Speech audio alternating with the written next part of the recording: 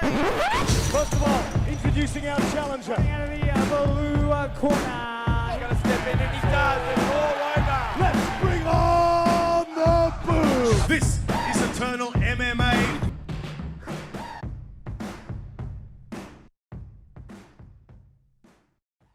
All right, everybody, welcome back to Eternal Insiders. My name is Luke, and as always, I am your host. And I'm being joined once again by Darryl Martin as we're here to talk about the card that has just gone, Eternal 80. We're also going to have a bit of a look forward to Eternal 81 coming up this weekend. We're being treated to back-to-back cards inside a week, which is a very cool thing. So, Darryl, welcome back, man. It's we're our third time doing this, so yeah, it's been a while, but good to have you back, brother. Yeah, man, we missed a card or so there in the middle. We missed the Sydney card. We both had things on, but what a great card to come back to. What an amazing card they had over there in Perth, and a good one to get their podcast going again on. It was a great card in Perth. I mean, as far as I attended that card, so that was cool. It did have a little bit sort of going on after that, but I mean, being there live and in person for that one for Eternal 78 at the Liberty Entertainment Hall or whatever the name was called, that was something pretty special. So we're getting the treats sort of thrown at us left, right, and center here, coming in for the Eternal 80 card. So you watch the Eternal 78 card? Yeah, watch a great card. Yeah. What did you think Great of that card. one? Just out of curiosity, before we launched into that, what was that perspective like? Like checking that one out, it was very different inside that venue. It was very intimate, on top of the action type thing. I didn't get much of a chance to watch it back on tally, but it was cool being there. No, look, it was a good card. There was some really good fights in it. Well, again, that's sort of well-matched fights that sort of really helped set the stage for the next few cards we're going to see. You know what I mean? As in, we needed to work out who were the number one contenders in certain areas. We saw a few fighters who've, been on maybe 50-50 win-loss type of things, sort of, separate themselves from the bottom of the bracket and start to make their way. So it was a good card overall in terms of being able for Cam to make the next few cards, and this card that we're seeing coming next week, the most ridiculous card we're seeing, probably one of the best cards you'll ever have seen in Australian MMA. And if you don't believe it, go and have a look at it and feel free to write something in the comments, because this is one of the best cards that you'll ever see in Australian MMA. Yeah, we did have to do a bit of fact-checking with the boss prior to getting on here, and we'll talk a little bit about that coming up. We're going to talk about Eternal 80 first, but Eternal 81, an 8-fight card, or 8 main card fight that we got. 8 fights on the main card, as I'm trying to get my words out there, which is absolutely incredible. All those fights will be live and exclusive on UFC Fight Pass, and make sure you sign up to that. We'll talk a little bit about that in a moment. We're going to dive straight into Eternal 81, the card that has just gone. HBF Stadium, Perth, Western Australia, my favourite venue. I think I've made that pretty clear in all the podcasts that I've been on that I absolutely love it. 3,100 strong attended that venue. Big jump up from the 2,500 strong that we had for that Perth card back in February. Quillen Salkilld defending his title for the very first time in the lightweight division against American Brett Pastore in an absolute 5-round flogging from the hands of Quillen. He looked incredible, and you'll talk about this, but I mean, you look at Quillen's sort of path, when he sort of first started. I mean, he had that first loss, yet his one and only loss in his debut fight as a professional, and then just started the tear from there. 2 submission wins, followed by 2 knockout wins in the first round, followed by a dominant performance, bell to bell. He's just, he's showing all facets of his game. He's showing he can get it done by the sub. He can show he can go 5 rounds. He can knock you out with 1 punch in the first round. For someone who's just 23 years old and everything he's showing right now, especially in a performance against someone like Brett Pastore, coming over as tough and durable as he is, promising signs from our lightweight champion, Quillen Salkilld. Yeah, mate, it was an amazing performance, if I'm being honest. And it was a performance he needed to have to sort of solidify himself as a champion, because a lot of people probably looked and went, yeah, okay, you one hit quit the other guy. But let's see you when we've got an opponent where you've got to go all rounds. You have to show all aspects of the game. And he came out, he outstruck him, he out-wrestled him, he out-jiu-jitsu'd him, he out-thought him, the fight IQ. He did everything. He beat him top to bottom, start to finish, in every aspect of the game. And in aspects that you would have expected the American to beat him in. He's a D2 wrestler.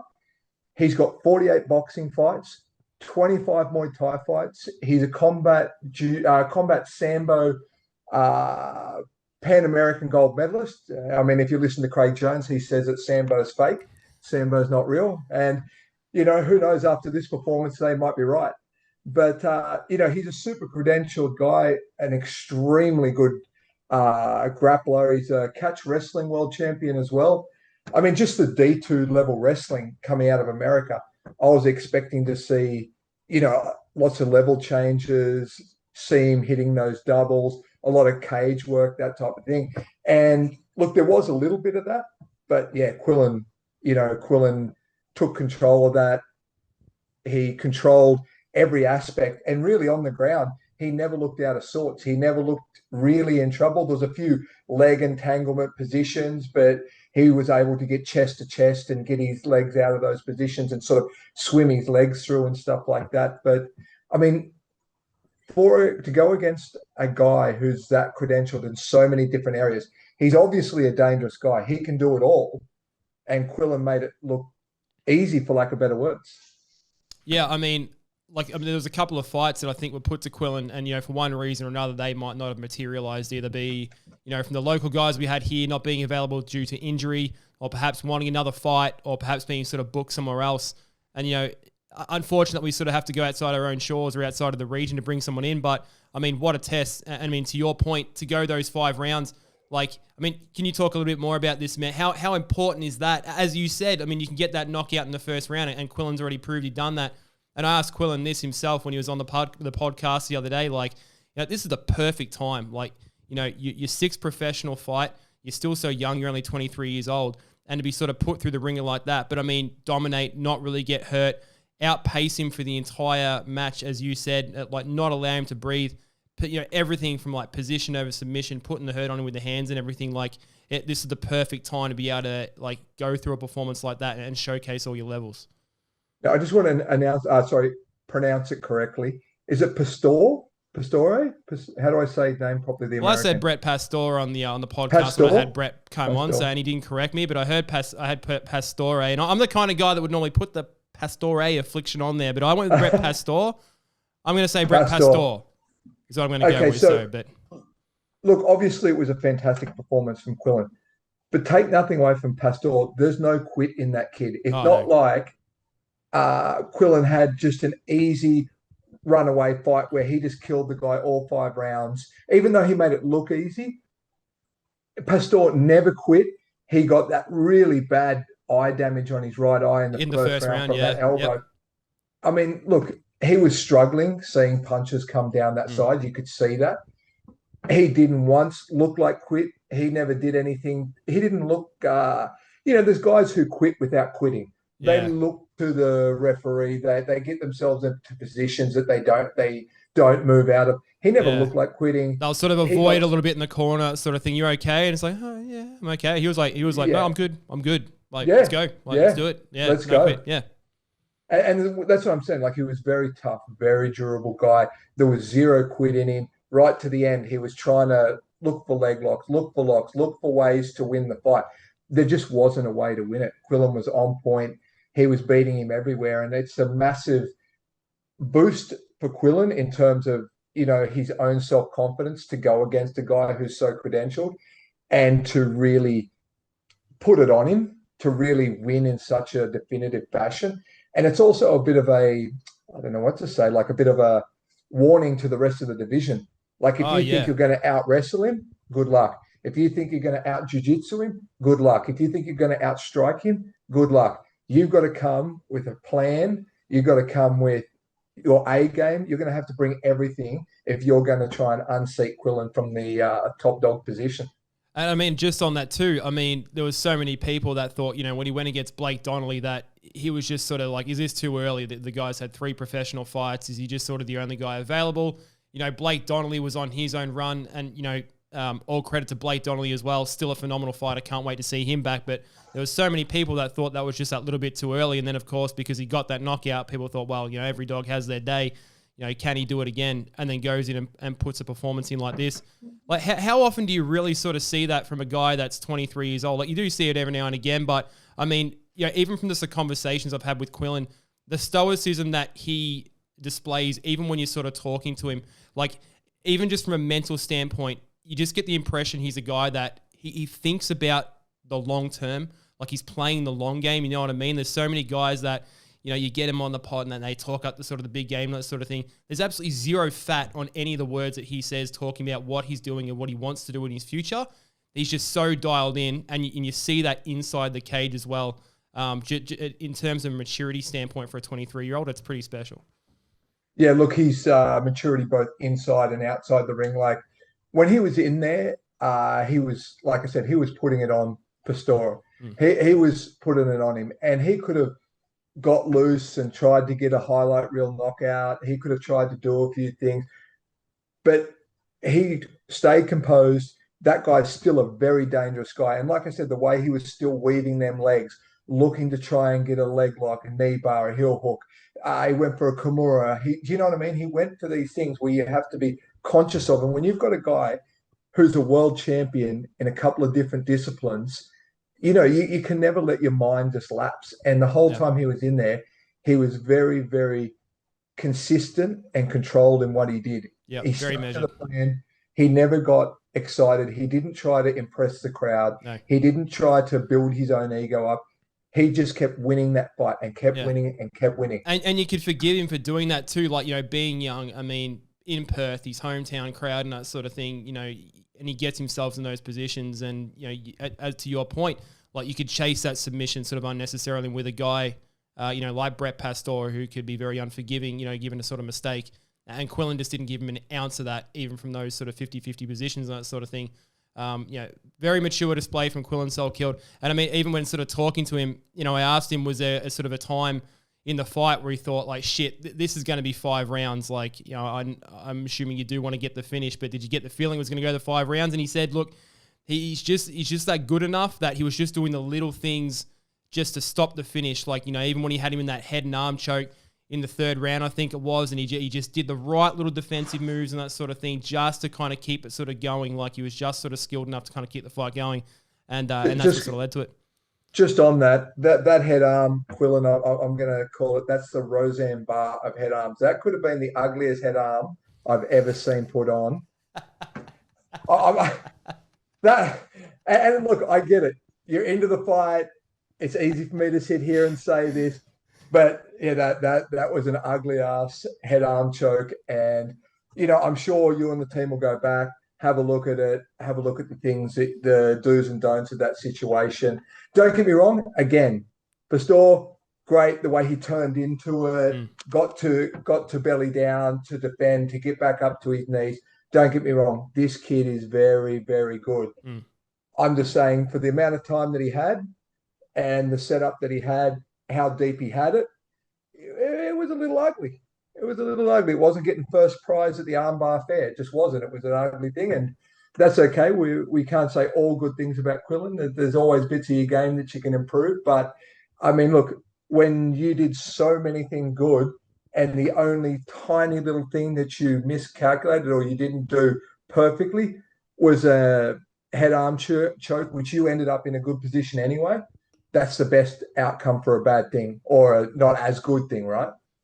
And no, I mean, it also has to be said from the other side. I mean, hats off to Brett, for taking the fight and, coming over. It's not like people don't go overseas and sort of fight and that sort of thing, but, to come over, to Eternal MMA, something that he wouldn't have been familiar with into a hostile territory and that sort of thing, and feel like he sort of got to go back home. We sort of, nothing to sort of show for it in terms of a win, but I mean, I think he's enjoyed himself here. He's obviously been put through the ringer. He's gone home with a few shiners on his face and that sort of thing. So, anyone that sort of comes over to, these promotions and gives us a fight when we might not have had one, you got to thank him. And Brett was a great guy to talk to and that sort of thing as well. So, to both those guys, it takes 2 to tango. Yeah. There's a few things sort of that come out of that. And that's one, there was a time when we were bringing guys in from other countries to Australia to fight Australian, because we just didn't always we had high-level guys, but then the gap between the top guys and the bottom guys was fairly big. These days, we've got such a depth of talent throughout Australia that you come from overseas, you're a 3-1 guy, as credentialed as Pastore was. You came, you got our guy. Our guys are good. Our guys can wrestle now. Look, it's not D level, D1, D2 level wrestling, but we're getting there. We can wrestle. We do a lot of defensive wrestling. We're learning. The game here in Australia is picking up very quickly. And I think you're seeing from Quillen, you're seeing a guy who grew up in he does MMA holistically. And if I was going to say anything about Brett's performance, is it was very segmented performance. When he was standing up, he was standing up. When he was ground, I'm just doing ground. When I'm wrestling, I'm just wrestling. There wasn't the flow that we saw from Quillen, from hands into feet, into takedowns, into back control, into jiu-jitsu, into wrestling, into stand-up again. And the transitions in between, they're super important and quite often overlooked. And what I saw from Brett was a very segmented game. He was just doing one thing. And then when it got to the other bit, now I'm just doing this thing. And that's why I think Quillen was just all over him, that ability to transition between the different arts seamlessly and do it all. He made it look amazing. And look, this is something, I guess, when Brett goes back, speaks with his coaches, has a look at his performance, have a look at where he's at. I think it's something that he will improve on in time and something his coaches will help him with. But if he can flow all of his arts together, like I said, 48 boxing fights, 25 Muay Thai fights, Pan American gold medalist for combat sambo, world champion for catch wrestling. If he can mold them all together and get it to flow like Quillen gets it to flow, that's a dangerous guy. That's a really, really dangerous character. And like I said, if I was him, I would have a look at what Quillen did and try to win those transitions, win that between the stand-up and the ground, between the fence and the ground, between the wrestling and the jiu-jitsu. Quillen just flows between them seamlessly, where he was very, very blocky, very segmented. No, Quillen mixing the martial arts, as it were, and looked very good doing it. Moves to 5-1, retains his lightweight championship with his first title defense there. As he said, he was disappointed not to continue the finish streak. He goes to his first decision, but the mustache remains undefeated and looked damn fine doing it too. So hats off to Quillen. Salkilld in the big Perth crowd in the HBF Stadium. The fans absolutely loved it there. And they got treated to a couple of different fights, a couple of different Perth boys, which we'll move on to in 2 seconds. But just to finish up on Quillen Salkilld, interesting to sort of see what's next for him. I mean, I think the obvious choice, and it's been spoken about, Quillen's mentioned this as well. We cast back to the Eternal 78 card where David Martinez beat the returning Jack Becker, and he would be assumed to sort of be next in line once his health issues are sort of nursed back to health, as it were. Yep. So I think from what Quillen was saying, perhaps we see David Martinez versus Quillen Salkilld for his second title defense early next year. Your thoughts on that? Martinez is a tough fight for anybody because he just, like I said, I don't think I've ever seen anybody as comfortable in the cage as Martinez is comfortable in the cage. Comes out smiling, the little, he does all the bits and pieces. And he seems, when he's out there, he really, really is seeing the game. He's not like, it's not like a really, really intense sort of almost panicky or adrenaline dumps or anything like that. You see Martinez really, really is watching the game, and his striking's getting better. He's obviously already got a phenomenal ground game. He's becoming more and more dangerous as he gets better at the gaps in his game. So again, for Quillen, super dangerous opponent, a former champion, and I think a really, really good test for Quillen to sort of, really again solidify his belt or learn a lesson. No, we'll see. And if that fight is next, we'll definitely look forward to that one. I mean, even just speaking to Quillen about that fight, and this just sort of comes back to what I said earlier in the conversation, to something I love about Quillen in terms of how he sort of talks about everything. And I mean, I asked him about the David Martinez fight, and I asked him, like, that if that's the next one, like, what sort of excites you about that one? And he took a moment to sort of pause, and he said, look, it's the next fight. It's another check on my record. He's a guy that I've seen for a while. He's the next best guy. He's just someone I've got to go through. I'm paraphrasing there, but again, that sort of speaks to Quillen's. You can just tell what his sort of vision is of the future. He's not getting like hyped up for the next fight and this is what it's going to be.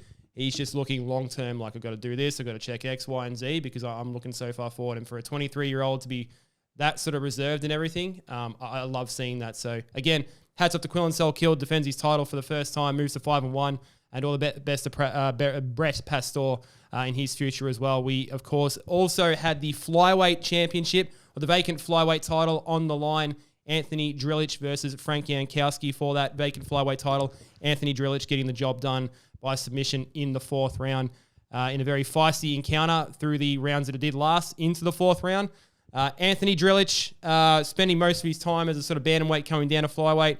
Frank Jankowski in just his fourth professional fight. Both those guys put on a show for the fans. I mean, you'll talk a little bit about this, or you'll talk a lot about this, but it sort of just seemed that the poise was with Anthony.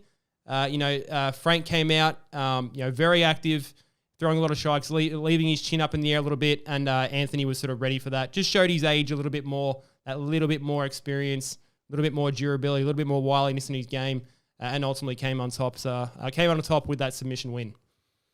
Yeah, look, I'm not sure, just by watching the fight, I'm not sure how many southpaw sparring partners that Frank got to see.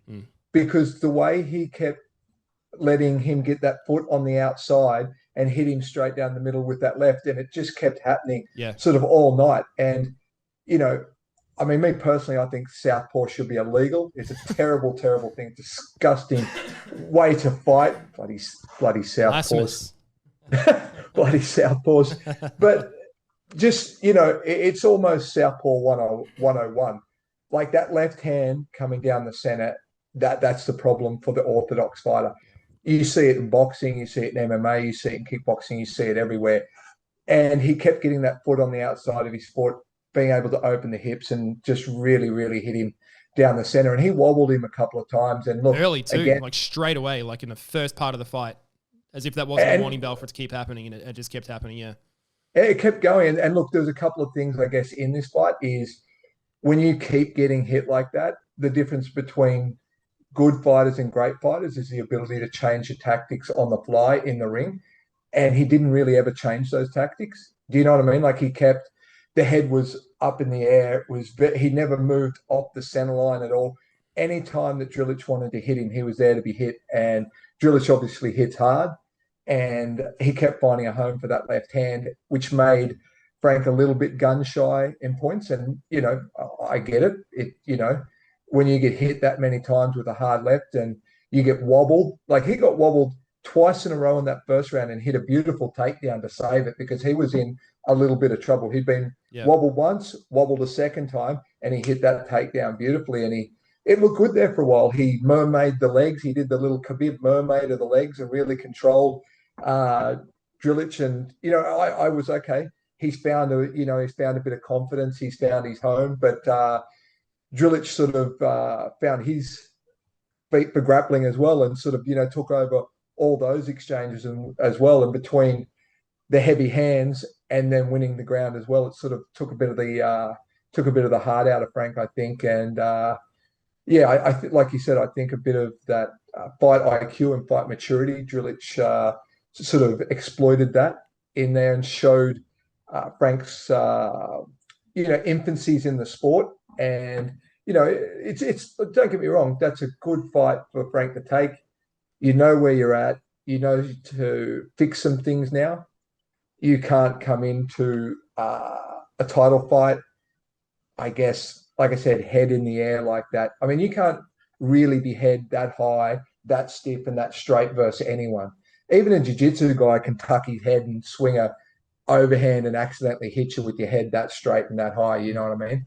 But that's just experience, and that's just you're in front of the Perth crowd, and that's a pop over there. Like I don't think people realize till you get there. Like Perth takes its combat sports really seriously, and they're you could hear them screaming, you could hear them yelling, you know what I mean? And they probably weren't yelling Frank's a good bloke, you know what I mean? So I think a few things sort of played into it there, but yeah, he got a little bit frozen and got a little bit gun shy of that left hand. And, it's like they say, the more you think about getting hit, the more you'll get hit. And I think he started to get a bit worried about that left hand. And yeah, like I said, the old saying goes, you think about it, it's going to happen to you. And it happened over and over again. And I mean, the power advantage was definitely there with Anthony too. I mean, coming down from bantamweight, and we saw him with a pretty vicious knockout back at Eternal 68, I think it was as well. I mean, like how pronounced is that too? Like you'd be able to talk about this a lot better than me as far as, coming down from those heavier weight divisions. Frank, obviously an out and out flyweight, but I mean, like how well would you expect that power to sort of carry, the power to carry coming down, for Anthony to come down to sort of flyweight, make that cut and everything. I mean, the amount of times that he tagged Frank, and you thought that, man, there was a couple of times where I thought, oh, Frank's going to be out, but he just sort of kept coming. So, hats off to Frank and his chin as well. But I mean, that power advantage was definitely there with Anthony, and he definitely showcased that. Yeah, look, some guys, like when they cut weight, they lose the power. The power goes with the weight. It doesn't seem to be a problem for Drillich. He might be one of those when they say, power's born, not given. You know what I mean? Like you can't train it. You're either a born puncher or you're not.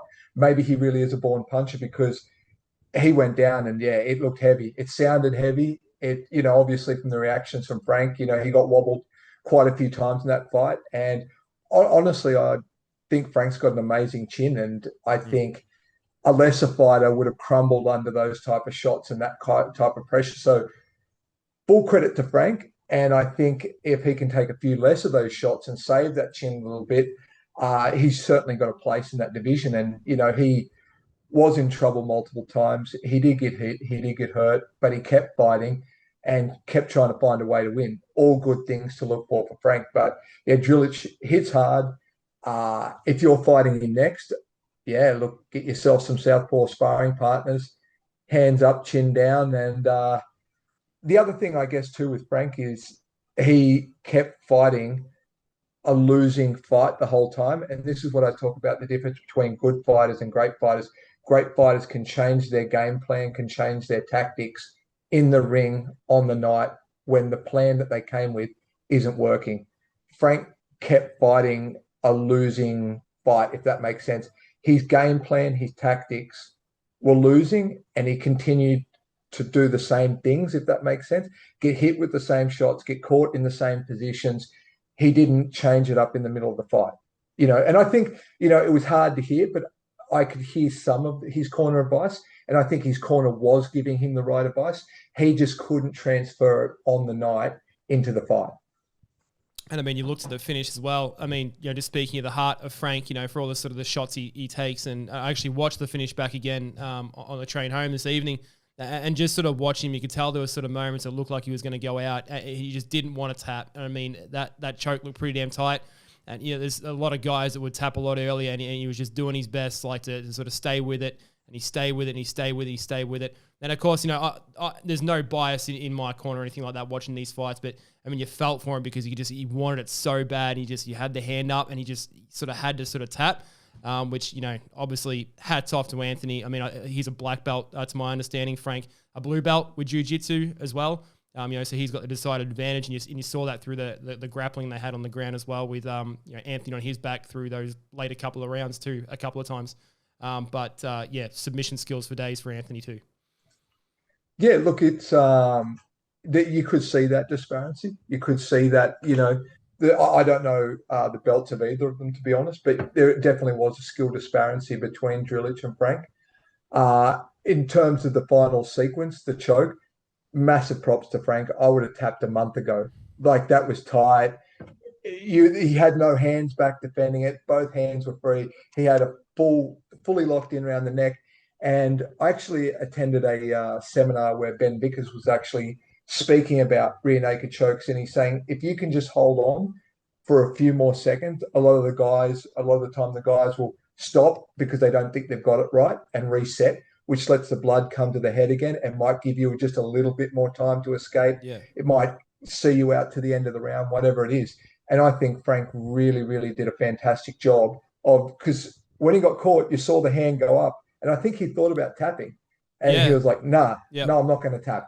I'm going to fight this right to the end. And he started to get a little bit of that Forrest Whitaker eye stuff happening. And then, he eventually tapped to the choke. But, I thought it was good from him not just to tap, because a lot of guys would have when they were caught cold like that. I would have. But, he held on for as long as he could and showed heart. And just unfortunately, Drillich had the time in the round to go. The squeeze was heavy enough, and he had him cold. There was no, he wasn't fighting the hands. He had him pretty good. So, he got the win. No, and they gave us a good fight for as long as it lasted. So, very entertaining fight before that main event that we did have. Anthony Drillich gets the title. Stephen Erceg's vacated flyweight title. Obviously, Stephen Erceg, former flyweight champion, now doing big things in UFC, coming up on that UFC 295 card, 296, 295, one of the 290 family that he's sort of fighting on. So we can't wait for that one either. But interesting to see what comes for Anthony Drilic next. Anthony, if you ever watch these podcasts, get back to me, brother. I've hit you up on Instagram and your email to come onto the show so we can talk about your win. Try to get you on the show before that so we can talk up you going into this fight. So reach out to me, man, because I'd like to get you on so we can talk about it. Because we want to know a little bit more about you. We want to know about our flyweight champion. So get on to me or check your inboxes. Yeah, if you can talk half as good as you can fight, you'll be just fine on a podcast, my mate. Get on there. Exactly, man. Let's get it going. Let's talk all about it, brother. Of course, before that, we were treated to Wes Kappa, the returning Wes Kappa. You called for it, Darryl, from the first time we saw Wes Kappa back in the Eternal MMA cage. You hit up Cam, and you said, whatever we do, we've got to get Wes Kappa back in the Eternal MMA cage. And we got just that. We didn't have the air raid sirens going off, the fire alarms this time, but we got a first-round stoppage win from Wes Kappa over Kevin Piras. And that was entertaining for as long as that lasted too. Kevin Piras coming out with the Taekwondo style, throwing a lot of Giga Chikadze-like shots, a lot of Yair Rodriguez kicks and that sort of thing. But Wes Kappa just kept his composure, marched him down, threw those strikes to the body in that true sort of stoic boxing fashion he's got the finish in the end. I was questionable about the finish to start with, but after watching it back in those first couple of shots that he kind of took, I was happy with it after I sort of looked back at it. But entertaining Wes Kappa post-fight promo and everything as well. Wants a potential lightweight shot in the future. But Wes Kappa, your thoughts on that win? So again, how is it Parad? How do I? I'm saying they were saying Piras on there, but I'm just looking at it. I believe he's Italian heritage, so I was putting a little spin on it. Kevin Piras. So I'm going to go with Piras. Kevin Piras. Yes. Well, first off, he wasn't the original opponent, right? No, he wasn't. I think they went through like 4 or 5 different opponents. You had a bloke out of, I think, Mongolia was the last one that they originally had on the bill, teed up for that, and went through the ringer. I mean, I had Wes on the podcast prior to that, and I think he is, speaking with other channels and that sort of thing as well. Like, he just said, look, there was times where he thought, man, should I do this? But he wanted to stay on the card, and God bless him for doing that, because it certainly worked out for him. And look, I don't blame them. If someone asked me to fight Wes, I'd be no, thank you. I'm fine. Yeah. But, yeah, not interested. Nah. But again, like he's just a showman. He's, good for the fans, good for the sport, good for the promotion. He comes with a heap of experience, again, coming from a boxing, kickboxing background. He's fought at a very high level in both of those. He actually fooled me a little bit. He fooled me a little bit in this fight. When I saw Piras come out 0-1, he's a last-minute replacement. I thought it was a little bit of a little gentleman's agreement not to rough him up too bad, because he really, really worked that body almost exclusively early on. And in my head, when I was watching the fight, I was like, oh, okay. Wes is either one, being a gentleman here, knows that this guy has accepted the fight, kept him on the card, all the training's not for nothing. But that wasn't the case. Wes was just making sure that he believed the next shot was coming to the body. And Wes sold that like ShamWow. He sold that perfectly and faked that last shot to the body and, hit him in the head. And, people said it was an early stoppage. It might have been a fraction, but again, it's about the referee knowing the fighters that are in the fight.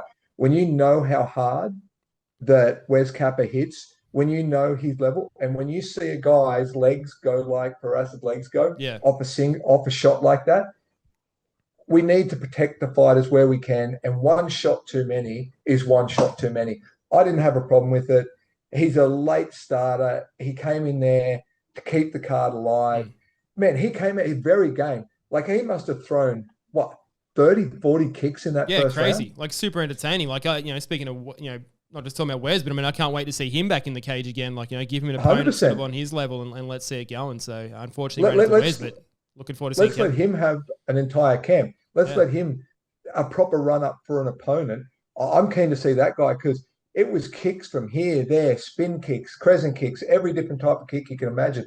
And he hit Wes a couple of times when Wes hit the body on the way out of those exchanges. Sure. He actually put hands on chin on Wes, but yeah, like I said, Wes, he sold it to me. Even I was expecting more body stuff, and it was that's the game, right? Body. The hands come down. There it was, and great shot. and then the cartwheels and front flips and everything that come after it. Yeah. It's all. I mean, on that, I mean, I think that there was a great photo we had too. I mean, just another great shot from Win, who takes the photos cage side and everything. I mean, if you looked at it from one angle, like if you look at this photo just here, I don't know if it's sort of going to show up on camera, but it looks like, I mean, Kevin could almost sort of put this on his wall and tell people that he judo hip tossed Wes Kappa there, throwing him across the ring. That's what it sort of looks like. But I mean, when you actually go out and look at the trifecta of photos, I mean, that's just a great Wes Kappa celebration right there, going for the flip. So hats off to that entertaining man. Coming out with the little spinny hat and everything as well that he does. Just seems like a fun-filled bloke. And, yeah, I mean, sign me up every day of the week to see Wes Kappa back on the show. I mean, he did say after the fight as well, I mean, this was the second time that was a super lightweight they fought at, or it was a catchweight bout. It was above lightweight. Sure. I mean, he has said that, give him one more fight or he would like a title shot at some point down at lightweight. When his words, he cuts his fat ass down to lightweight.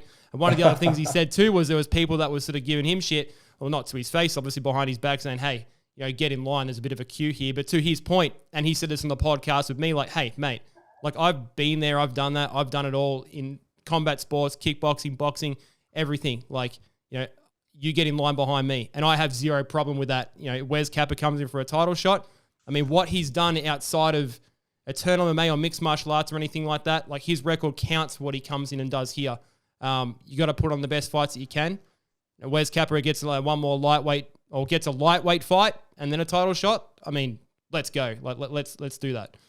Well, look, it's no different to the Pereira story, Alex Pereira. That's exactly the same analogy I used when I talked to him. Yeah. Or Prohaska as well, like two fights in UFC, but what they've done outside of the UFC and whatnot, like that counts. Like you're building your career. It's not, you don't come in unless you're a nobody and go to the back of the line. Like you come in as a somebody, you get the opportunities. And look, it's not like he's been lucky in these fights. It's not like he's, really struggled in a particular area in these fights. He's looked good. He looks ready to go. And he's a very, very dangerous guy. Of course, I'm expecting him not to have an amazing ground game. And I'm expecting guys to really try to exploit that area of his game.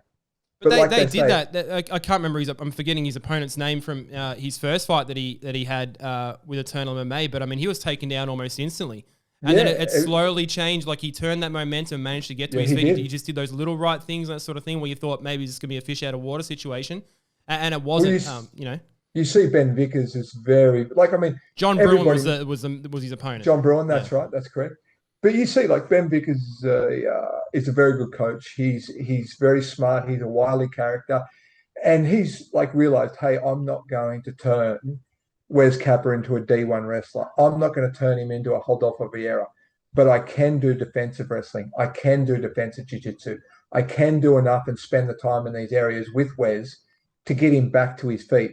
Now, the thing is, can they do enough defensive boxing, enough defensive kickboxing to stay away from Wes's hands? And like they say, a lot of fights go to the ground, but they all start standing.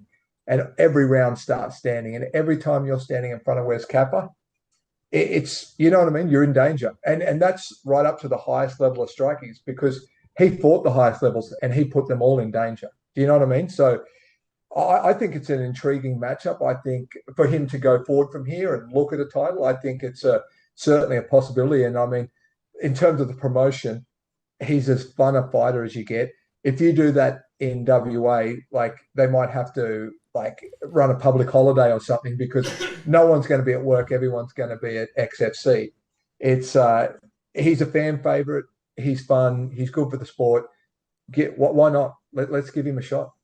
Yeah, we might just surpass that 3,100 that we just had for Eternal 80 of Wes Kappa versus potentially if Quillan Salkilld is still defending as the Eternal Lightweight Champion. That's still a little while off.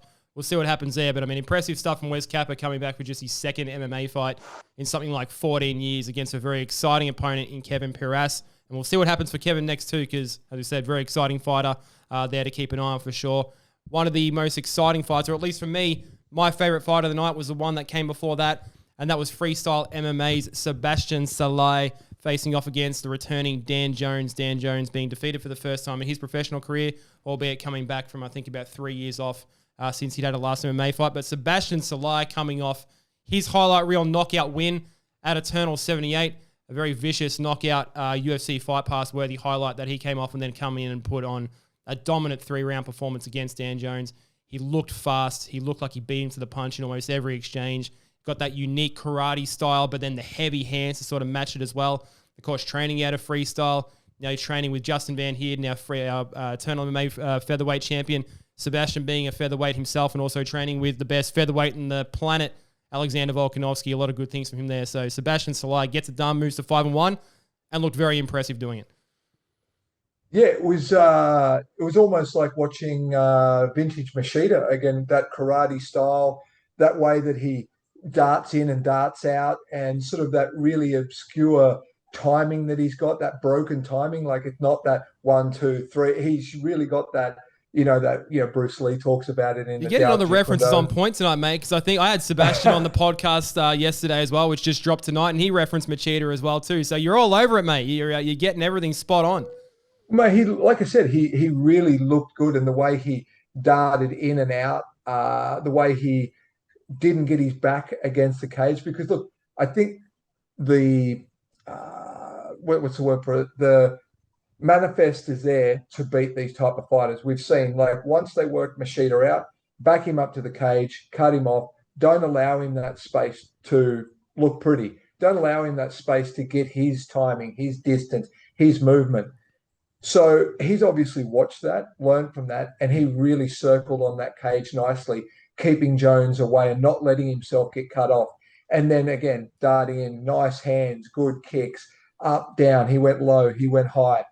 And look, Jones is no slouch. 8-0, wasn't he? Yeah. 8-0 to he's had a little bit of a break from the cage, but this guy's a good fighter. I mean, if I was to pick him on anything, I would say he spent too much time taking photos. That's an old saying. They say, like, standing in front of fighters, you're taking photos, you're in awe of him. And that's kind of what it was. Like, he was watching him go, wow, this guy's quick, this guy's pretty, this guy, he's got kicks, he's got punches. And then all those things true, but yes. all those things perfectly true. But sometimes you get stuck, like, waiting, like, what's this guy going to do? What's this guy going to do? And not thinking about your game. You've got to provide an offense as well. You have to win through some aspect of the game. But when you get caught taking photos, and that's a lot of what that fight was, him stuck in front, watching how beautiful Salai was moving in the ring. And he really did look great. His timing was on point. Again, he didn't try to overhit anything, coming off those really good knockouts. And we've seen it, you see it all the way up to the UFC level. Guys get knockouts and then they think they're knockout artists, and all they want to do is get the knockout in the next fight. And they try to force it rather than letting it come. And Seb was masterful in terms of he never rushed the plate. He didn't try to be over, again, try to impress himself or impress the crowd. His style is impressive naturally, and he just kept doing the winning thing. He just had a winning tactic, didn't break from the game plan, looked good. And yeah, like I said, if I were to say anything, Jones just unfortunately got caught, which a lot of fighters did against Machida, of standing there and just watching it rather than engaging and going, hey, I need to implement my game plan here. I need to take this guy out of his and put my game plan in, instead of fighting the way the other guy wants me to fight. Do you think speed was a big factor in that one too? Because speaking to Sebastian and asking him the same question, I mean, he doesn't fight exclusively with that karate sort of style. I mean, he's happy to sort of get in those exchanges and swing the hooks and everything. And I mean, he was beating him to every single punch, in those little exchanges they sort of had. The speed difference between the two, I don't know if that sort of surprised Dan Jones a little bit, but he wasn't beating him to any of those exchanges they sort of had. And lucky that he sort of got knocked out because Seb's got the power and everything. But like, speed is such a weapon for Seb and something that'll serve him very well in his future fights. Look, I don't know. And this is something, obviously, next time you have him on the podcast and have a chat to him. But it looked to me like he wasn't trying to power punch. It looked to me like speed and timing was the name of the game. Okay. And he looked like he was just kept hitting him, interrupting Jones's rhythm all the time, getting in the middle. Every time that Jones tried to get an offense going, he'd circle out and then rush him again and then back out. And then again, that broken rhythm. And Jones just never, ever sort of could work out where he was, just couldn't find him. He just couldn't find him throughout that fight. And it's very hard to hurt someone you can't find when you can't put your feet or your hands on that person, they're being so elusive, it becomes a very difficult thing. And I think he got a little bit demoralized by the end of the fight. By the time we got down the stretch, he was a little bit demoralized. But look, speed is important. Don't get me wrong. Speed does make a difference. But you hear Triple G, Gennady Golovkin, they talk about him. Now, Gennady Golovkin's not a super quick puncher, but his timing is fantastic. And you see Conor McGregor talks about it. Timing beats speed. A lot of it's about timing. And that's where, yeah, he was quicker than him, 100%. But his timing, his ability to shut down those attacks, move out of range, and slide into range, the timing on that was perfect. He got in between Jones's rhythm every time Jones tried to do something. And it looked frustrating for Jones. I don't think Jones got badly hurt in that fight, but it's that fight you hate to lose because you don't get hurt. You just keep getting tap, tap, tap, tap, tap, tap, tap, tap, tap. You just keep getting hit. You can't get anything off. And yeah, brilliant fight for Salai because he won it. He didn't get hurt. You know what I mean? It's a great, again, confidence boost for him and a little warning to your opponents. You know what I mean? If you think you're going to come here and you're going to have, a big boxing career or you got this, well, I've got a very different style. I've got a very unique style. Have you seen this before? And it's hard to set up for a guy like that. Where do you go? Do you go to your local karate school and get some karate guys in? Where do you go to get a guy to mimic that type of thing? And I think even in the UFC, that was a hard thing when Machida was fighting. Where do you go to get a guy to replicate that so you can see those type of advances, retreats, those type of punches, those type of kicks, that type of fighting style? It's not a regular thing that you see in gyms. No, and switching the stances all the time as he did as well. Just a very fan-friendly style that Sebastian Salai has. And I mean, I really hope that we get to see him a lot more. I think 29 years old now. He's on a 4-fight win streak. The only blemish on his record was to Abdallah Baeta. And we know the promise that Abdallah Baeta has as well. So, 4-fight win streak for him now. Hopefully we do keep him active. Hopefully we do get a lot more fights coming down the pipeline because we're very curious to see what he can sort of do with his career. And just on that as well, a very charismatic guy. Had him on the podcast, super nice guy as well. Very cordial.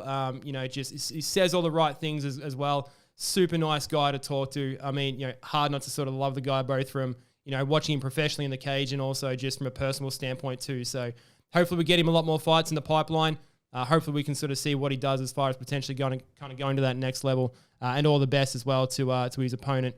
See what he sort of does next, and hopefully he doesn't have the big break that he had for that 3 years, and see if he can get himself back on the horse. We did have one more fight that kicked off the main card, which we had Julian Justiniano fighting against, I've lost the card here, where was I? Julian Justiniano versus Ryan Cooper for the first fight on the main card there. Justiniano getting the job done in the third or by decision after 3 rounds. Very grappling heavy. First fight for both those guys as professionals. Just outmatched was Ryan Cooper by Julian. Too much on the ground, kept his position the whole time, and just out-wrestled him for basically 3 rounds with not a lot of striking, but it didn't sort of look like both of those guys were sort of too interested in doing that much damage with their striking anyway. I think even Ryan was sort of looking for his own takedowns, but even when he was, Julian was just immediately sort of reversing and getting the dominant position and just outclassed him across those 3 rounds. Yeah, look, everything you said there's bang on the money. And it was a bit of a revenge match for Julian because his only loss is to that gym. So he had a previous loss to that gym. Like as an amateur? As an amateur, that's okay. correct. Yeah, against Cameron Sinclair. So he sort of mentioned that in the post-fight and sort of, obviously it was something that, when you mention things like that in your post-fight, it's obviously something that's been weighing on your mind, and it's good to get that monkey off your back. It's good to get out there and have a performance. It is, again, what I sort of said in some of the other fights. Ryan fought a losing fight the whole time. He didn't change. He kept going for these grappling and takedown exchanges, and Julian was winning 99% of them. And do you know what I mean? And I was like, hey, try something else. You need to try something else here. This guy's winning the cage battles. He's winning the scrambles. He's winning the wrestle. I don't know. Stand up, peg and overhand, do a jump knee. I don't know. do something other than this continuous same thing you keep doing.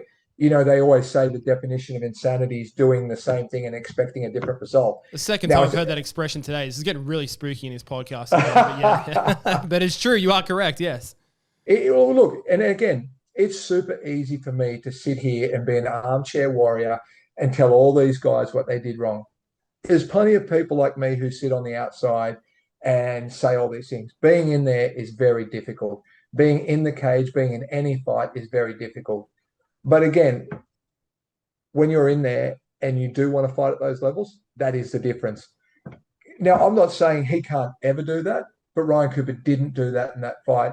And that's something for him to look to in his future performances is, hey, if I'm losing consistently doing what I'm doing, and I've done it for 2 rounds and I've lost both rounds, if I come out and do this in the 3rd round, I'm probably going to lose the 3rd round, and then I'm definitely going to lose the fight.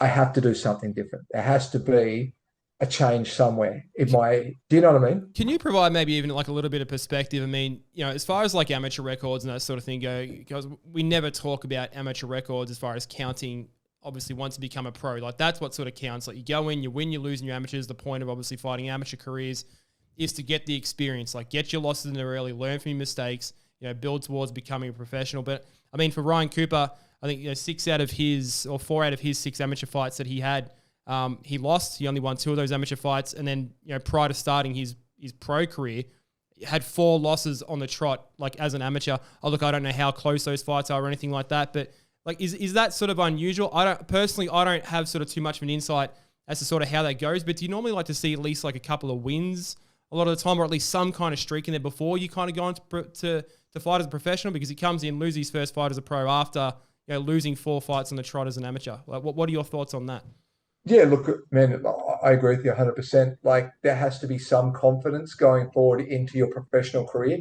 Coming off a 4-fight skid isn't the confidence that you're chasing, and it probably shows that you're not ready for. And the thing is, in the amateurs, I don't care if you have 100 losses. Who cares? Exactly right. It's amateurs. As long as you're not taking a stupid amount of damage, you're not getting your head bashed in every fight. Yeah. The losses in amateurs, like that's, hey, cut weight, don't cut weight, fight like this, fight like that, do this. Do you know what I mean? That's the time to try, to lose, to do whatever. Who cares? Try a different weight division. Nobody cares. Amateur is exactly what it's there for, to prepare you for the pros. But that preparation must be some amount of confidence, some amount of victory, some amount of momentum. Growth. Yeah, some amount of growth. When you lost 4 on the trot, it's very hard to say, well, you've grown as a fighter when you've lost 4 fights. I mean, and even going into that fight, when you've lost 4 in a row, where must your confidence be to go to that? But I think maybe in a way, they already had a win over Julian, and maybe Ryan competes quite well with the guy who beat Julian. And they thought, well, hey, we know how to beat this kid. Let's go and have a pro fight against him.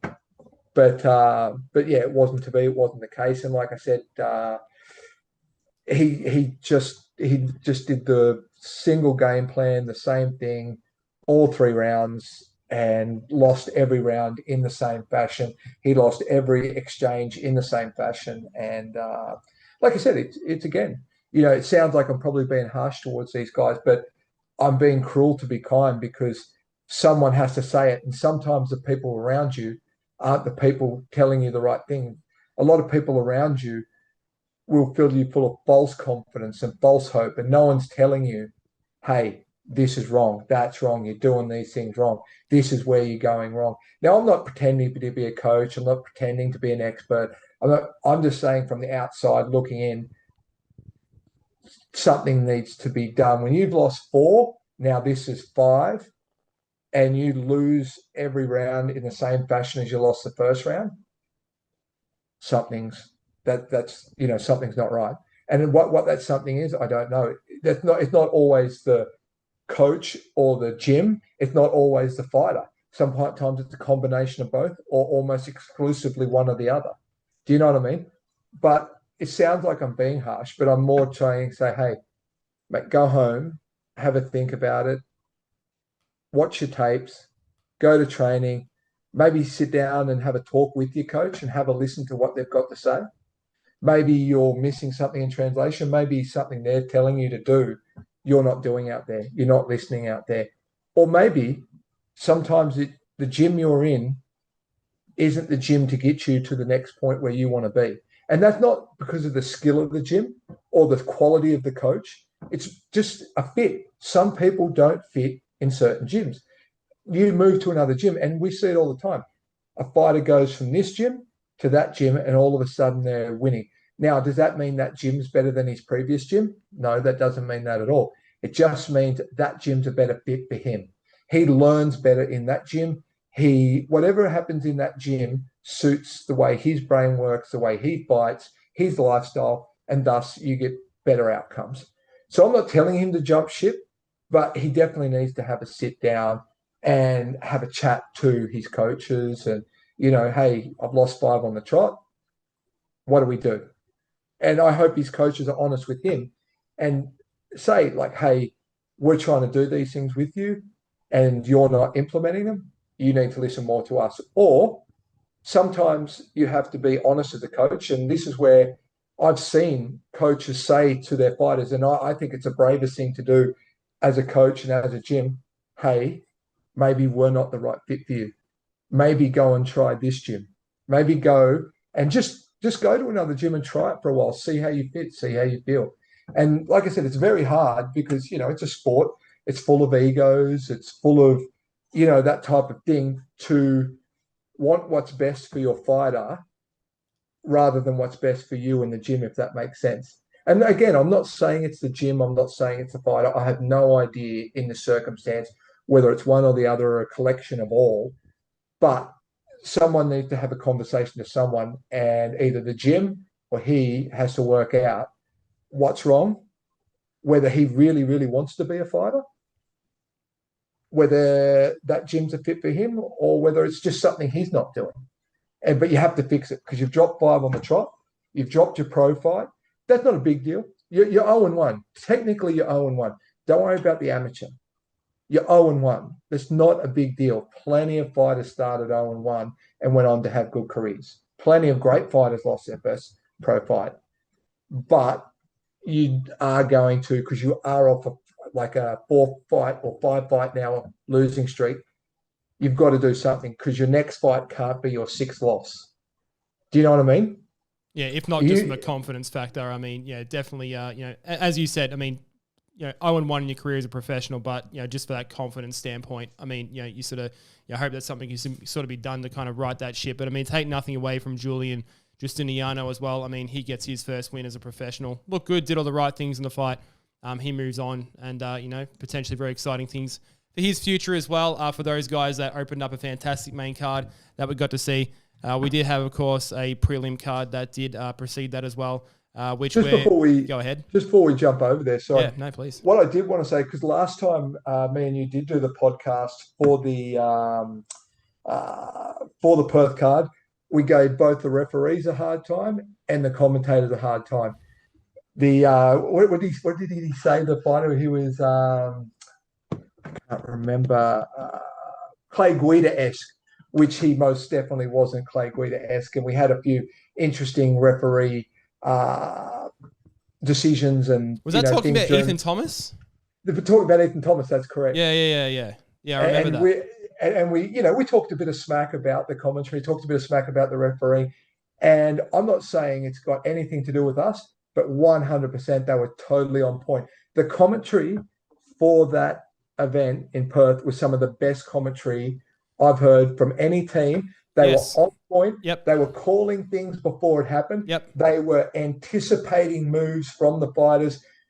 Almost just before it would happen, the commentators would get it out of their mouth. It was a perfect commentary team. The chemistry was right. The amount of color to technical style commentary was perfect. And the referees didn't get anything. Like I said, some people thought the Wes Kappa thing was early. I thought it was fine. I thought both the referees and commentary. So last time, boys, we gave you a hard time. You got it all right this time. So this time we're going to give you the nod. You guys did a great performance. Fantastic. I'm glad you did bring that up, because that was actually something I thought about on the train home today, and I totally forgot to bring it up. I very much enjoyed that commentary team and everything they talked about. I mean, look, it's nothing that I would ever find myself doing, because I don't know how to articulate that stuff very well. So for me to sit back and judge what sounds like good commentary and what sounds like good commentary, I mean, I love all our boys in the Eternal commentary team. You know, obviously big on Tanira Nathan and Blake Richardson. Everything they do, like, those guys are just absolute characters and fantastic. And the two blokes, forgive me, I can't remember their names, but they're incredible, and just the perfect combination from what you were talking about from your standpoint, like, you know, talking the color commentary and everything, calling things before they sort of happen. Now, I just don't think they missed a beat on anything they said. They never tripped over their words. They just had that really sort of good flow. They were very complimentary of everything they were talking about. So hats off to those guys. And again, and to your point as well, very good referee performance as well on that Wes Kappa fight. Like I said, I thought initially it was early. Watching it back, I'm like, no, fantastic stoppage. Like, took a couple of those shots early and just stopped at the right time. Piras covered up, wasn't going to fight back. I don't think he was dirty about it either. So all around, good card, good performance. And just a good show in general. Everything flowed nicely. And like I said, you got 3,100 screaming Perth fans. Everything looked good, start to finish. Good production. Fantastic production. There's a quiet achiever in all this that, again, I don't think he gets enough credit. And you mentioned him before, which is Win Nguyen, who runs Jitsi. Now, when you see all those fighter kits, that's all Win. You see all the photos, that's Win. You see the videos, you see the production, you see the replays. Everything you see that makes Eternal just a level better than all the other shows in Australia. 100%. In terms of production is Win. Now, I will do a selfless promotion for Win here. Win has been around the scene forever. He's fought in MMA. He's boxed. He's fought in grappling tournaments. Now, he's got his brand Jitsi. Now, Jitsi supports jiu-jitsu in Australia. It supports MMA in Australia. So what I'd say to anybody who's watching the podcast, anybody who's out there, don't buy these overseas brands who don't give a fuck about you, who don't give to the sport here in Australia, who don't give to fighters, who don't make all the Australian scene a better scene. Buy Jitsi. Now, I don't get anything out of that. I'm not good enough at anything for Jitsi to give me anything. Jitsi wouldn't give me a pair of underwear because I'm fucking hopeless. But I'm just saying that, for me, he's the unsung hero in Australian MMA. You go to just about any gym here in Queensland, everybody knows Win. He's helped so many gyms. He's done promos for gyms. He does videos, photos, gives them, like I said, rash guards, shorts, fight gears, whatever. And I don't think Win gets enough credit for what he does in the scene. So my ask to everybody who is in the scene, don't buy overseas. Don't buy other shit. Go and buy Jitsi. Support Win, because in the end, it's going to support you. It's going to support your gym. It's going to support the scene here in Australia. In some way, every time you buy a Jitsi shirt, a rash guard, something from Win, part of that money goes back into the scene and makes the scene better. So fuck these overseas brands, these guys who don't care about you, these guys whose money goes to make other fighters in other countries better. Keep the money here in Australia, buy Jitsi. 100%. And although that sounds like an ad, that wasn't an ad. Not at all. That's brilliant, man. 100%. And look, I've only sort of dealt, sort of sparingly with Win. We sort of interact a little bit as far as, organizing stuff, from an Eternal media sort of standpoint with the stuff I do with the podcast. And he was a big help to me just getting things, up and running. I don't know jack shit, or didn't know jack shit about things like Photoshop or even how to edit a podcast or anything like that. And he was kind enough to share some of his time with me, just to get those sort of things up and running. Hard-working guy. I mean, I saw him at Eternal when it was back in the Perth card before the UFC event. He was kind enough to show me around. Cam sort of pulled him aside and got him to show me around and everything too. But, like you said, he's just in and around everything. Taking the photos, getting them on the computer straight away. I saw him doing that at the Sydney card. He's got his laptop out, just doing everything, just running the social media, and he just does it so seamlessly. He doesn't look shook or anything like that. So, from a distance, Win. I don't know if you watch these ones too often, but big shout out to you, brother. And just on that jitsi.club to go in there and get your apparel. Even just from that standpoint, such a well-known brand even here too. My brother-in-law recently actually just got himself into jiu-jitsu not 3 weeks ago, and I was watching a little bit of Eternal, and he saw the Jitsi Club logo, and he said, "Oh, Jitsi Club!" Like, so even he was sort of familiar with it right there. And I said, "Go get yourself some of their gear, get on it." So Jitsi.club, as Darryl Martin just pointed out, let's get that going for everybody, because a fantastic brand and a good shout out for Win too. So thank you, Win, and keep it going, brother. You're an absolute legend.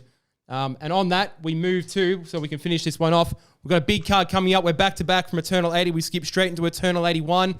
As we said at the top of the show, we have an 8-fight main card on UFC Fight Pass. That is right, 8 fights. Absolutely incredible. I had to fact check that with the boss before we came on here.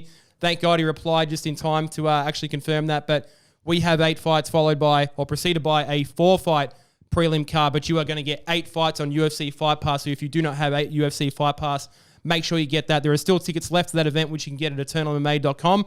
So make sure you please get onto those, because this is a hell of a card. Like you said, Darryl, I mean, what a treat we're in for. Of course, we have John Martin Fraser coming back to become the middleweight champion, or attempt to become the middleweight champion once again, facing off against New Zealand's Brogan Anderson. Brogan Anderson, of course, was meant to face off against Matt Myers, the former champion, who did unfortunately have to vacate his title before Sydney due to his own injury.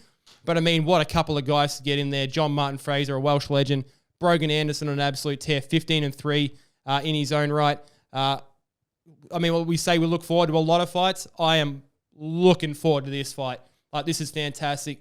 This is high level. I absolutely can't wait for this one. Very keen to get your thoughts on John Martin Fraser versus Brogan Anderson for the middleweight title at the Gold Coast for Eternal 81.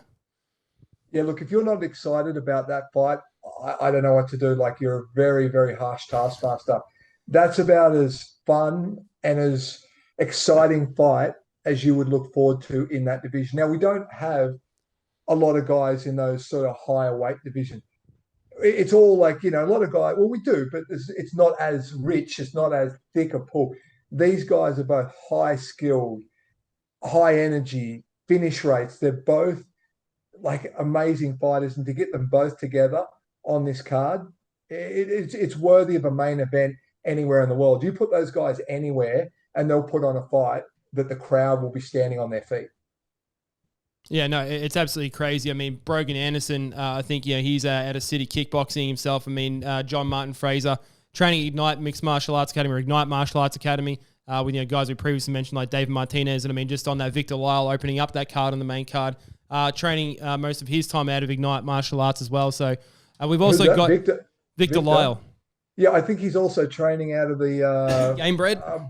I think he's also fighting out of Brunswick Valley Mall, if you've seen that video. Oh, yeah, right. Sorry, I wasn't picking up on that one. But yes, that did also happen, yes, of course. I think look, I would imagine those two members of, I believe they were from Griffith University from memory. They look like a couple of university kids. No doubt they'll be there on the night barracking for his opponent. They're after the shellacking those two copped in the main street, the embarrassment. Yes.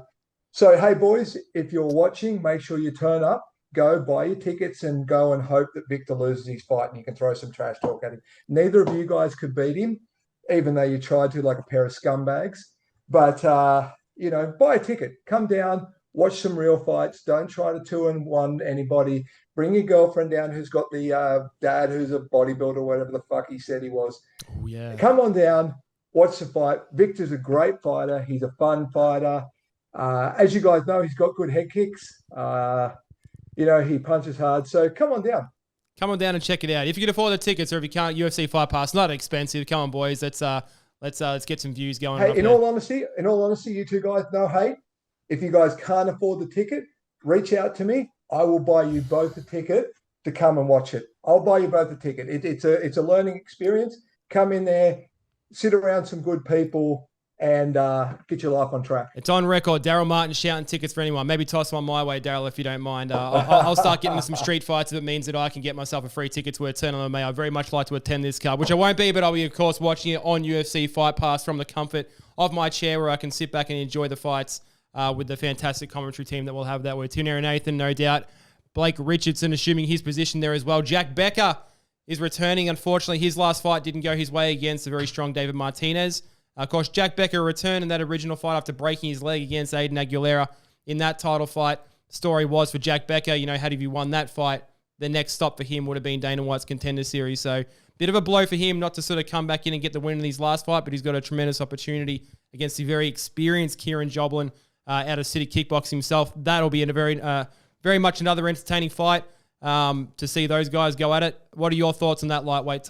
What are your thoughts on that lightweight fight? There's a bit on that fight, isn't there? There's a bit on that both of them are coming off a loss. You don't want to go 2 losses in a row. To David, they both lost to David recently, haven't they? Yeah, David Martinez. Right. Yeah. So there's a bit of a storyline there. Yeah, so, you're both coming fresh off a loss. You don't want to go back-to-back losses. They're both experienced. Obviously, Jack had a lot of time off due to the injury. Kieran's been around forever. He's fought everybody. He's done everything. He's a very, very cagey opponent. It's a good fight. It's the right fight. And like I said, there's a bit on it. Nobody wants to go 0-2 in their last couple of fights. So both of them are going to put a little bit extra into this. And again, that's going to transfer into a good fight for the crowd. And obviously, both of them want that win. And are both of them just up there in terms of the rankings? I mean, you could say lightweight title implications. I mean, you mentioned those guys, Jack Becker, Kieran Joblin, David Martinez, all those guys circling like sharks. I mean, could we with him with a shot? David Martinez, of course, potentially coming back from his health issues to face Quill and Salkilld, like we talked about at the top of the conversation there. But I mean, the winner looks good in this fight. I mean, you throw those guys in the mix too. No one's going to be. Potter's on this card too, isn't he? Kobe Porter? Kobe Porter's on the card. Yep. Kobe Porter versus Luke Daly. Are they having a catch weight, are they? Is that what it says? They are. Yeah, 73 kilos. But he's usually a lightweight, right, Kobe? Kobe, yes, he is. Yeah. I'm not sure why this is a catch weight, to be honest. All I know is it is a catch weight. And look, how good is that guy look? How good has he looked? I mean, his only loss is to the guy who went to the UFC. What's his name? Tom Nolan. Nolan, yeah. And even that was a cracker of a fight. Like at the moment, how good is the depth of talent in the Eternal lightweight division? Oh, yeah. I mean, there's no easy fight. There's no give me fight. You come into that top 10, it's murderer's row. It's a killer's row. It's such high level. Do you know what I mean? Like, it's like I said before, if you went back a while ago, back in my time, well, not that long ago, it wasn't in black and white, but let's just say a little bit forward of that, there was a big difference between the top guys and the bottom guys. It's like a really big difference. Now you have a look at that lightweight division. On any given night, any one of those guys could win a belt. Any one of those guys could beat the other guy. Do you know what I mean? It's such a stacked division. And that's the sort of depth that we're getting in Australia. And that's why we're starting to see more guys make it into the UFC, more guys go to 1FC, more guys sort of, at those upper echelons, because the depth of talent is there. You know what I mean? Yeah, I mean, just on that, Kobe Porter is actually 3-2 as a professional, but I mean, he's such a tenacious fighter. He's had losses to Michael Stanoff and Taylor Wettiera, but he's on a 2-fight win streak against Nam Steve and Jordan Thomas and looked incredible in those last 2 fights too. So, I mean, they're sort of sandwiched in the middle of that 8-fight card. So, I mean, you're just getting like a treat from top to bottom. Don Marfan in there as well, facing off against the aforementioned Michael Stanoff. And to have a guy like Diego Pereira, fan favorite. We know all about Diego Pereira and his story. I mean, coming in as the 4th fight on that card against Luke Jones, the brother of Dan Jones, who just fought on that last card for Eternal 80 as well. Taser Malone as well, very professional through his amateur career, getting his start a few cards ago as a professional too, coming in for, I believe, his 2nd professional fight. And as we mentioned too, Victor Lyle. I mean, we know the story on Victor Lyle. So to have a bit of a mix of everything there, a fantastic title fight. Jack Becker coming back and trying to get his career on track. I mean, Victor Lyle and everything that he sort of brings to the table from a social media presence. Taser Malone, fan favorite amateur, and Diego Pereira, just an eternal mainstay and everything. It's got it all, like right through the card, and unheard of to have an 8-fight main card, like crazy talk. It's a cracker card. It's a cracker card. Like again, feel free if you think there's a shit fight in there, or you think there's a fight that's not exciting, put it in the comments. Say something, because I want to know which one it is. And I want to know your explanation for it, because that is a cracker card, top to bottom. There's not going to be a boring fight in that. Everyone's going to be on their feet, start to finish. So many fights in here. Again, like I say, are the fights that need to happen to place people in the division. Okay, you're above him. Okay, now you're looking at shot. Okay, you guys, maybe you guys can go together. It's the right guys having the right fights at the right time. And the good thing about Australian fighters, which I just can't say enough about, is I love how Australian fighters are always keen to fight, and they're not trying to protect. When they get up into this upper echelon, they're not trying to protect their records. Some early on fighters, some beginner fighters, I feel like, they try to pad their record a little bit. But when you get up here, it's that Australian thing. I'll fight anyone, anywhere, anytime. That, we've obviously seen it with Volkanovski, and now we're seeing it in these cards. These are the right fights to have. Every one of these guys could win this fight. There's not a fight on this card where you'll go, nah, man, that guy's going to get blown off the park. That's a mismatch. That's a bad fight. Anybody on this card could beat the other person. If you fought all these guys 10 times, it would probably be a 50-50 split. And they're the fights you want to see. That's the fights we need to have in Australia. Have these tough fights. Have these fights we need to have at the right time. Not after this guy was at the top of the division, now he's on a 3-fight skid, and now you fight him. Do you know what I mean? We're seeing the top guys fight the top guys at the peaks of their career. No, I mean, just on that, that's a shout out to Eternal Matchmaking, which is always first class. I mean, we're playing the percentages a little bit there by saying I challenge you to find a boring fight on this card because, Eternal MMA, we very rarely get a boring fight top to bottom. And that's the prelims included. I believe you'll be able to jump on Eternal MMA's website to be able to watch the prelims too. I'm always just as blown away by how high level the prelim fights as far as an amateur perspective goes. I think we talked about this one of the last times we talked, that the level of skill for the amateurs that is starting to happen now is just rising and rising and rising every time. Like, I don't know if it sort of used to be that people wouldn't tune in for the amateur fights because they weren't sort of sure what they were going to get, but I'm just as excited to tune into the amateur fights and the prelims as much as I am for the main card, because it's very rarely that we're not sort of getting something crazy. We're not seeing a couple of guys absolutely get after it, be it sort of knockouts or be it a 3-round war. Very impressive. So Eternal 81, absolutely cannot wait for that one. Get your tickets at eternalmma.com. Sign up for UFC Fight Pass. 8-fight main card in that one, preceded by the prelims. Going to be a cracker. I'm no doubt you'll be tuning in for it. You're excited for that one. Look, like you just said, and I just want to make this point. Sign up for Fight Pass. Fuck yeah. It's $11. $11 a month. Cheaper than Netflix, people. $11 a month. And again, this goes back into helping to support the scene. More eyes on, more subscriptions from this area of the world. Dana White puts more money back in here. Dana White takes more of our fighters to the Contender Series. The more eyes we can put on, the more. And for $11, just one weekend, just stay out of the nose bag for one weekend. Put one vodka cruiser down. You can afford to get Fight Pass. Get Fight Pass. Help the fighters. Help your gym. Help Australians. You know what I mean? Like we're all helping each other here. We're trying to create a community. We're trying to create an environment through, like we were talking before, with Jitsi, with the products, through the fight shows here in Australia, through Fight Pass.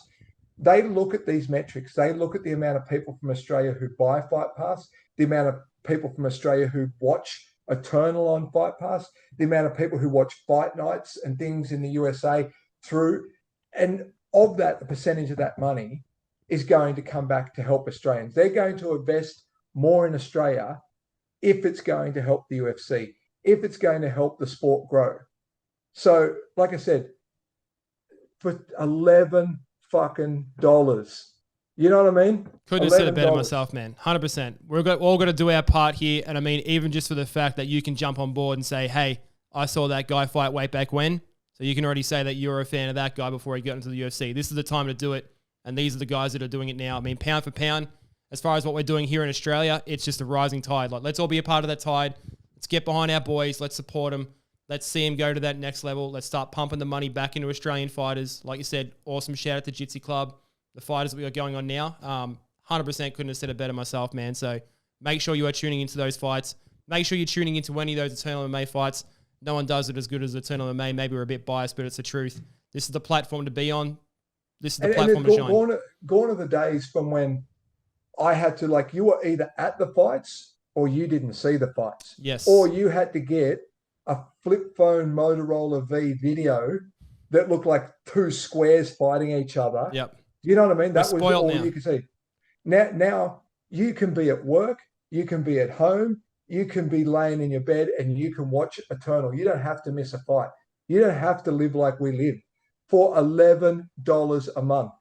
Like I now I do sound like the guy from ShamWow. Yeah. Here's what I prepared earlier. Yeah. ShamWow. Yeah, exactly right. But seriously, for $11 a month, you can watch it anywhere at any time. You can use it and stream it to your TV. So if you want to get the big TV picture rather than watch it on your phone. And go back and watch all the old fight cards too. Everything's there. Like all the old fights, like your original UFC fights, your Pride fights, like everything's on there. The whole library, it's a Netflix of fighting. Yeah, we're sprinkling a bit of live Eternal MMA while we're there. If you're going to be a fighter and you're going to fight, watching tape's going to be a part of your job. Go back and watch the guys that you're going to fight on Eternal. You can watch their fights. You're going to watch the tape. There's no better place to watch it than 3 or 4 different camera angles of what's going on in the Eternal cage, rather than some guy with a shitty camera phone who sends it to you. You know what I mean? So $11, buy it, help the whole scene out. You can watch it anywhere. You never have to miss an Eternal card. You don't have to miss your friends fighting. You don't have to miss your gym mates fighting. You don't have to miss your favorite fighter for $11. Like, I don't know. I can't explain it any better. Like, if you don't get that, then I guess you'll be attacking Victor on Brunswick Valley Mall. I guess that's it's going to be one or the other. There it is, the promo of a lifetime from Darryl Martin. So make sure you get your UFC Fight Pass. Eternal 81 goes down this weekend, November 4th at the Southport Sharks.